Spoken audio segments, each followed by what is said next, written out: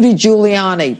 All right, good evening, Judge, how are Mr. you? Mayor. I am fine. This just breaking news during my open. Federal judge signing this stay. What can you tell us about it? Well, I think it's, first of all, I thought your opening was absolutely a terrific explanation of what's been wrong with this country for 20, 30 years. Good deal of time that you were district attorney. I was U.S. attorney in the Southern District of New York, and I couldn't get the immigration service to deport the criminals who were coming out of jail. They put them on bail and they commit more crimes, and then I have to arrest them again. And it's totally absurd. What Donald Trump wants to do, what Homeland Security wants to do under him, is focus on the criminal illegal aliens and get them out of the United States. Who possibly could object to that? I have no idea what these mayors are thinking about. I don't know what they're thinking about either, and I have the same problem. I would seek to have someone deported after they serve their jail time. Their country didn't want them, so the United States would say, okay, we'll keep them. Well, then what we should do is, first of all, we should develop detention centers for them. They shouldn't be catch and release. They shouldn't go to jail for 5 years for assault or attempted murder or selling drugs and then go back out on the street. They should go into a detention center. They should be held. They should be held, and then we should exert all the pressure that we have, which is enormous, by the way, to deport them to the countries where they're supposed to go to.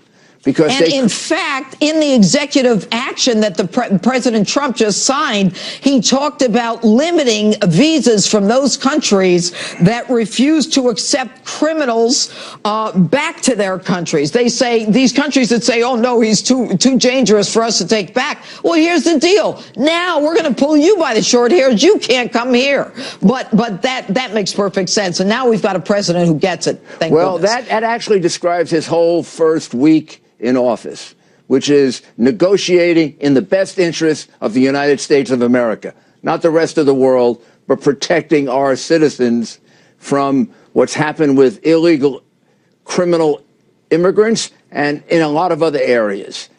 This last week, I think, has been a week where he has done more than Roosevelt did in 100 days.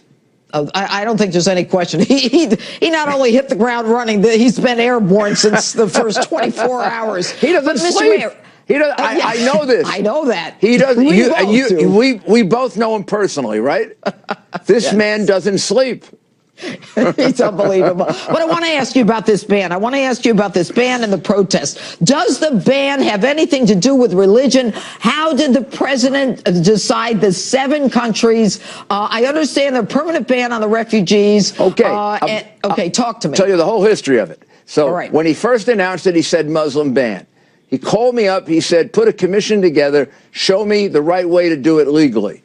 I put a commission together with Judge Mukasey, with Congressman McCall, Pete King, whole group of other very expert lawyers on this. And what we did was we focused on, instead of religion, danger.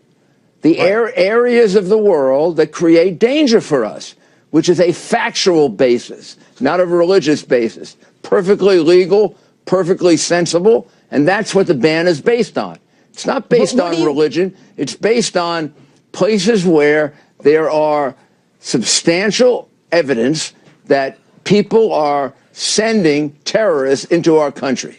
Well, let me ask you this. When you know, I was kind of surprised to see that Saudi Arabia and Pakistan are not on the list. And yet, you know, we know that the San Bernardino attack by Syed Farouk and Malik, I think her name was Tashfeen Malik, she was born in Pakistan and then came through Saudi Arabia. So, I mean, why were some of those countries left out? I'll tell you about Saudi Arabia. Saudi Arabia is going through a massive change. I think the kingdom, particularly under the new prince, has a real understanding that we're dealing with a massive radical Islamic terrorist problem. It is not the old Saudi Arabia. This isn't the Saudi Arabia of 2000, 2001, 2002. President Obama is dealing with a new Saudi Arabia, which is President Trump. Yeah. President Trump, rather, is dealing with a very different Saudi Arabia than President Obama was dealing with. and a Saudi Arabia that has much closer relationships with Israel and with us if we know how to use it correctly. Pakistan, I would have to know more about. That troubles me a little bit like it troubles you.